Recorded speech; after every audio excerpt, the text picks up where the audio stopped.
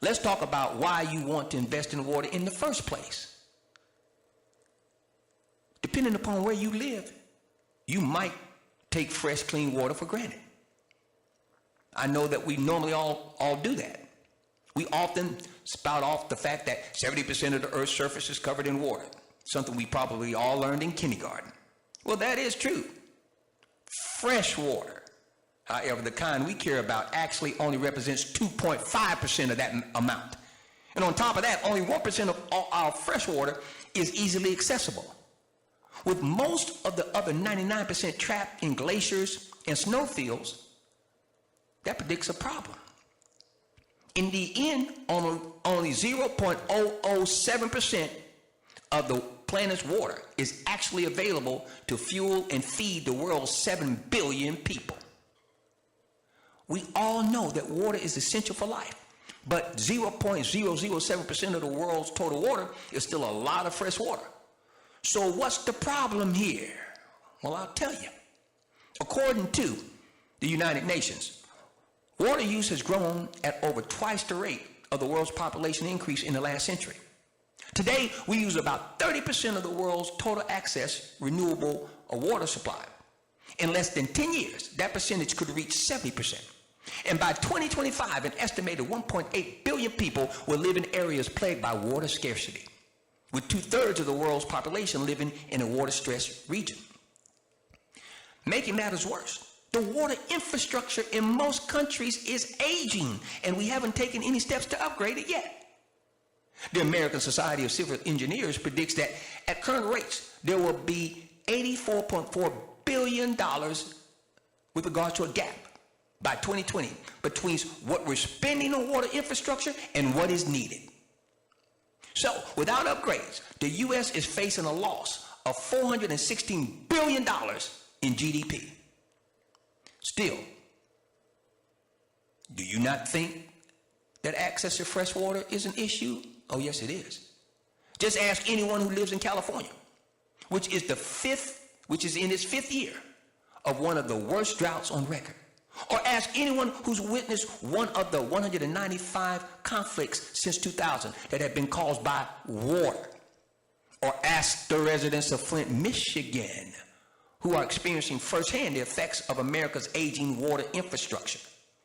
So clearly, there's a growing and critical demand for access to fresh water and for related products and services. So how can an intelligent trader and investor profit from it? Let me break it down to you. Listen to me closely. Your first option is purchasing water rights. Now, water right gives the owner the right to use water from a water source, i.e. a river, stream, pond, or a source of groundwater. An investor who buys a water right can make money by selling, or in some states renting out, the water right for a higher price than was originally paid. And buyers might be, for instance, municipalities, farmers, or corporations.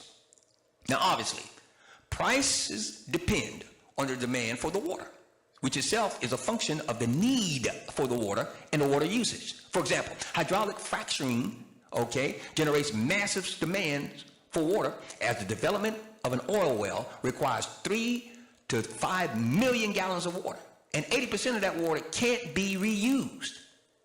So fracking companies therefore pay as much as $3,000 per acre foot for water rights, compared to only $50 per acre foot by farmers. Now, setting aside the moral implications that might arise from choosing to sell water solely to the highest price bidder, the economics of making money from water and water rights face other issues as well. The main issue is that it's a perfect example of the greater fool theory. That's the greater fool theory. That is, the water right itself doesn't provide any value. Consequently, the only way to make money from water rights is to find someone willing to pay a higher price for it than you did. Sometimes this might work out, and sometimes it may not. Here's a perfect example. We all know T. Boone Pickens, don't we? Yeah. Well, T. Boone Pickens owns more water rights than anyone else in the United States. In 2011, while Texas was suffering through one of the worst droughts in more than 50 years, Pickens was trying to sell his rights to an aquifer, which is one of the world's largest aquifers, to the Dallas-Fort Worth area. Talks with Dallas were dependent on the area's drought situation. Every time it rained, negotiations fell apart for T. Boone Pickens. Pickens eventually sold to the Canadian River Authority for half of his asking price. He later compared the deal to buying and selling a boat. The happiest 2 days of owning a boat are the day you buy it and the day you sell it. In addition to the greater food theory, the right to water is a highly political and litigious, matter and issue. T. Boone Pickens has huge political influence in Texas and owns enormous amounts of water rights, which is why he is pursuing his particular strategy. Additionally, water laws are very complicated and vary state by state, and raise the issue: how can someone own, buy, or sell a resource that is a human right and is necessary for all forms of life to survive? In any case, the barriers to entry here mean buying water rights just doesn't make sense for the average investor. Option number 2 for you is invest in water-rich farmland. 2,000 years ago, the ancient Romans built aqueducts to transport water from higher elevations to lower elevations. And aqueducts, combined with pipelines and pumping systems, are still used today in some geographies, including California, Australia, and Libya. However, transporting water is not an easy feat, nor does it entirely solve problems without creating new ones. So here are some of the issues. The actual construction of a pipeline is extremely expensive, often costing billions of dollars. Then you have the maintenance. Maintenance expenses to keep the pipelines going are also incredibly high. And then you have, just like any oil pipeline, the construction of a water pipeline can disrupt ecosystems, ruin scenery, and create obstructions. And lastly, and most importantly, water pipelines by their nature are designed to divert water from a specific source. This can have serious ripple effects, affecting coastlines and aquatic life, plant life, and economic activity. So this brings us to the crux of Dr. Michael Burry's latest water trade and why we're talking about farmland. In December 2015, he gave a rare interview with New York Magazine. And this is what Dr. Burry had to say about water. Listen to me closely, and I quote: "Transporting water is impractical for both political and physical reasons, so buying up water rights did not make a lot of sense to me. What became clear to me is that food is the way to invest in water. That is, grow food in water-rich areas and transport it for sale to water-poor areas. This is the method for redistribution and redistributing water that is least contentious, and ultimately it can be profitable, which will ensure that this redistribution is indeed sustainable. A bottle of wine takes over 400 bottles of water to produce. The water embedded in food is what I found interesting," end quote. And in another interview with Bloomberg in 2010, Dr. Michael Burry said, and I quote, "I believe that agricultural land, productive agricultural land with water on site will be valuable in the future," end quote.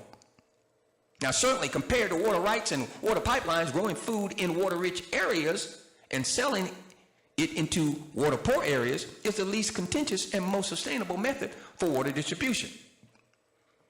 So, how can this be capitalized upon? Well, Dr. Burry, as I indicated, is extremely and incredibly media shy. But according to my research, he's been buying up almond farms. The nut almond, A-L-M-O-N-D, he's been buying up almond farms. Now, why is he doing this as we monitor the uber wealthy? Well, growing almonds takes a ridiculous amount of water, 1 gallon per almond. Paradoxically, 80% of the world's almond supply is grown in California, which is going through one of the world's worst droughts. Now, farmers can follow, and tried to replicate what he's doing. But you can't follow and reproduce an almond orchard at a menial cost. An almond tree takes 3 years to mature and produces for 18 to 20 years. Now, without water, the tree dies and the farmer loses an enormous long-term investment. Because surface water has been rationed in California, farmers are drilling deeper and deeper for groundwater just to keep their almond orchards alive. But Dr. Burry's thesis is pretty clear now. You see, with the demand for almonds continuing to grow, the farmland with the best access to on-site water is the one that is going to win out in the end, gaining share as competing almond farmers run out of water and are forced out of the marketplace. Now, just like water rights, the barrier to pursuing this investment strategy is extremely high. The investments would have to be made on a very localized regional basis and would require fairly significant amounts of capital, which he has. Again, this is not a great strategy for the average investor.